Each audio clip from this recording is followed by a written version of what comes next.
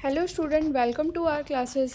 आज मैं आप लोगों को BBMQ university Vinoba Bhave university का सेमेस्टर 3 का मेजर 5 हिस्ट्री मेजर 5 का इम्पॉर्टेंट क्वेश्चन कराने जा रही हूँ।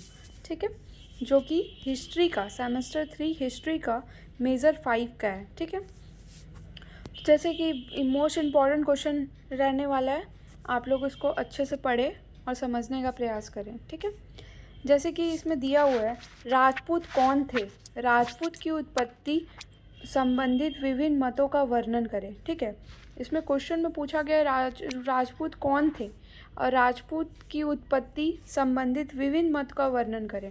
राजपूत की उत्पत्ति कैसे हुई, इसके बारे में जो विभिन्न प्रकार के मत है उनका वर्णन इसमें करने बोल रहा है इस क्वेश्चन में। ठीक है, तो जैसा कि आप लोग देख सकते हैं, यहाँ लिखा हुआ है, प्राचीन भारतीय इतिहास में हर्ष की मृत्यु के बाद से 1200 ईस्वी तक के काल को राजपूत युग के नाम से जाना जाता है।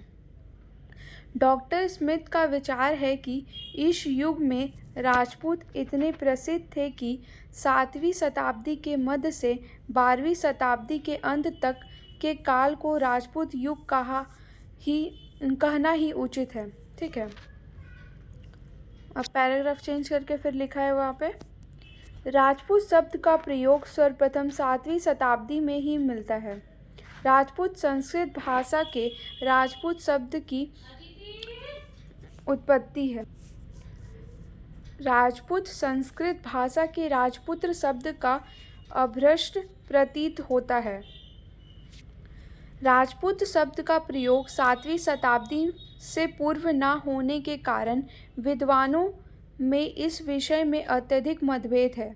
ठीक है, कुछ इतिहासकार राजपूत शब्द का प्रयोग क्षत्रिय सामंतों की संतानों के लिए प्रयुक्त मानते हैं।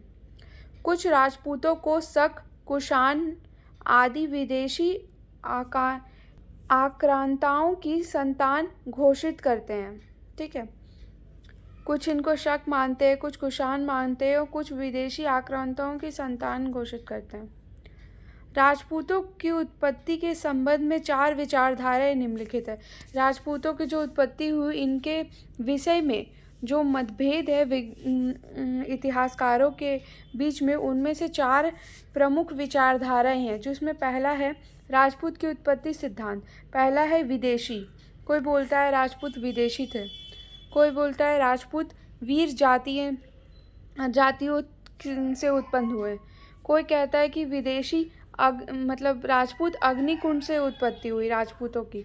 ठीक है, कोई कहता है कि राजपूत भारतीय थे। अब हम लोग पढ़ेंगे राजपूत विदेशी थे, मतलब क्या राजपूत विदेशी थे या नहीं, यह हम लोग जानने का प्रयास करेंगे। राजपूत को विदेशी मानने वाले इतिहासकारों को कार्न, टाल्स, स्मिथ, कुक्र एवं भंडाकर के नाम उल्लेखनीय हैं। कार्न टाल्स का मानना है कि राजपूत वास्तव में शक तथा सीथियन जाति से संबंधित थे, जो हिंदू धर्म के रीति रिवाजों को स्वीकार कर भारतीय समाज व्यवस्था में घुल-मिल गए। टाल्स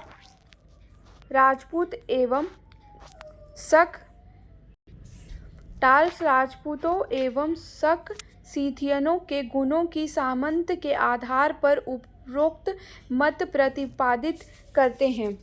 वी ए स्मिथ भी राजपूत को उनमें प्रचलित अश्व शक्ति एवं अस्त्र शस्त्रों की पूजा एवं धाय रखने की प्रथा के आधार पर विदेशी मानते हैं। कैंपबेल तथा जैक्सन का मत है कि राजपूत गुर्जर थे, जिनकी उत्पत्ति मध्य एशिया में स्थित खजर कबीले से हुई है। खजर एक कबीला है। गुर्जरों ने हूनों के साथ भारत में प्रवेश किया तथा भारतीयों के साथ संबंध स्थापित किए। ठीक है, अतः इन्हें राजपूत कहा जाने लगा, तो फिर इन्हें राजपूत कहा जाना, ऐसा मत है कौन से इन सब इतिहासकारों का। ठीक है, टॉल्स, स्मिथ, कुर्क, भंडाकर, ठीक है, इन सब का मत है। अब हम लोग जानेंगे, क्या राजपूत का उद्भव वीर जातियों से हुआ? अनेक इतिहासकारों का विचार है कि राजपूत ना तो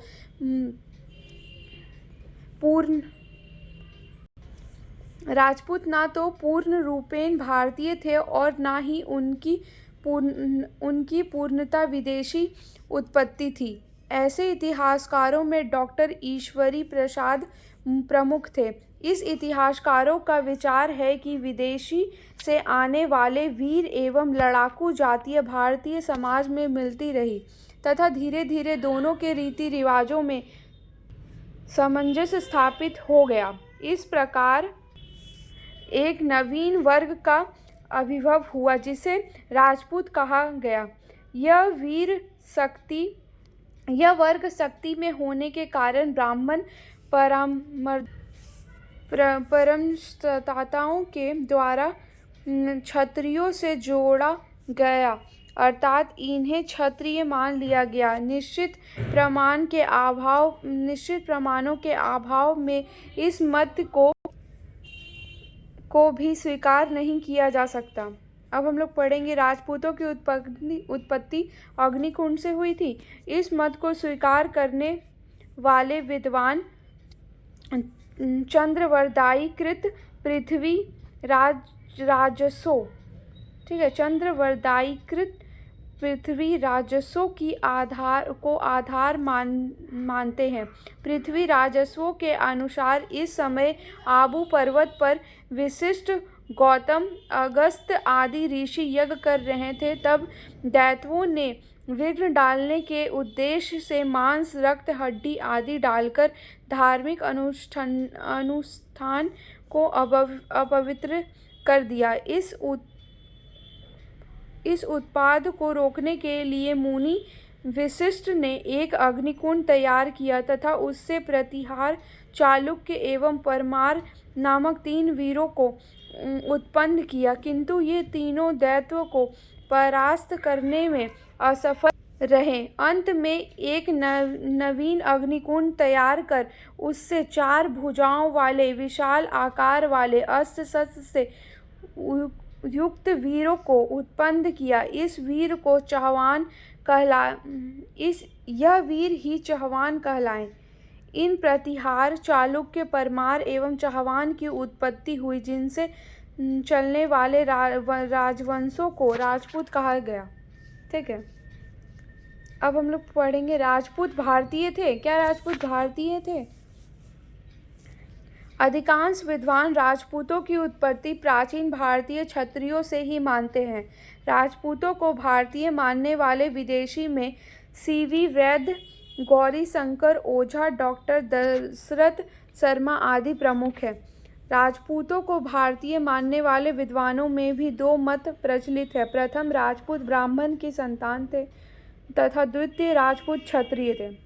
अब हम लोग निष्कर्ष लिखेंगे। देखिए, कोई भी क्वेश्चन में ना अगर हम निष्कर्ष ऐड करते हैं तो क्वेश्चन का वैल्यू बढ़ जाता है। ठीक है, क्योंकि निष्कर्ष से ही हम लोग को पता चलता है कि मेन कंक्लूजन निकला क्या है। 4 तरह का मत तो दे दिया, बट एग्जैक्ट हम लोग मानेंगे क्या, हम लोग कहेंगे क्या, तो उसका कंक्लूजन हम लोग को निष्कर्ष से ही पता चलता है। तो अब हम लोग निष्कर्ष को समझने का प्रयास करेंगे, जैसा कि लिखा हुआ है यहाँ पे।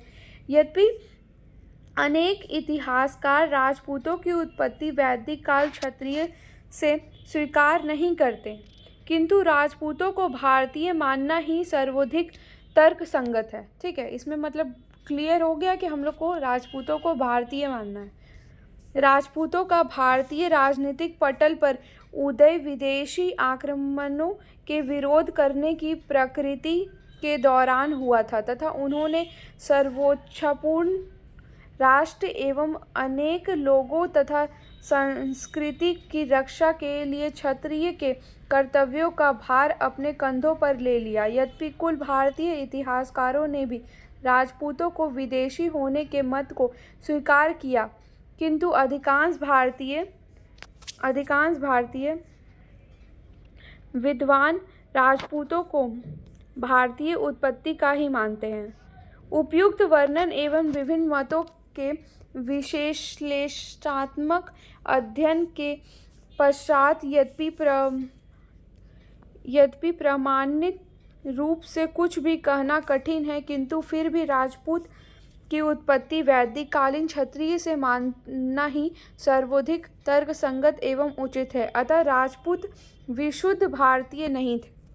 ठीक है, क्लियर हो गया इसमें कि क्या कहा गया है। हम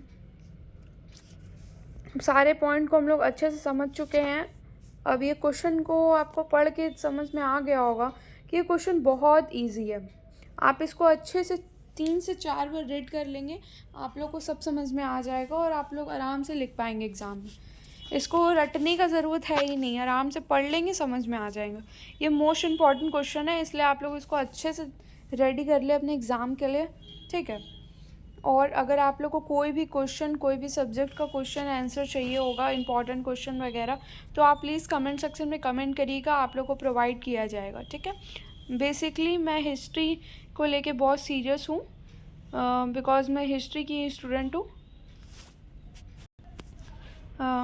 इसीलिए, क्योंकि मैंने हिस्ट्री किया हुआ है, हिस्ट्री ऑनर्स से मैं पढ़ी हूँ, इसीलिए मैं आप लोग को बोल रही हूँ कि अगर आप लोग को हिस्ट्री में कोई भी डाउट होगा तो आप लोग मुझसे पूछ सकते हैं। इंपॉर्टेंट क्वेश्चन वगैरह BBMQ यूनिवर्सिटी का मैं आप लोग को प्रोवाइड करूँगी। अगर कुछ भी आप लोग को कमेंट सेक्शन में कमेंट करेंगी, मैं आप लोग को उसको रिप्लाई करने का पूरा प्रयास करूँगी। ठीक है, अगर आप लोग को कोई इंपॉर्टेंट क्वेश्चन चाहिए तो प्लीज़ कमेंट करें। हिस्ट्री का एंड अदर सब्जेक्ट का कोई मैं ट्राई करूँगी।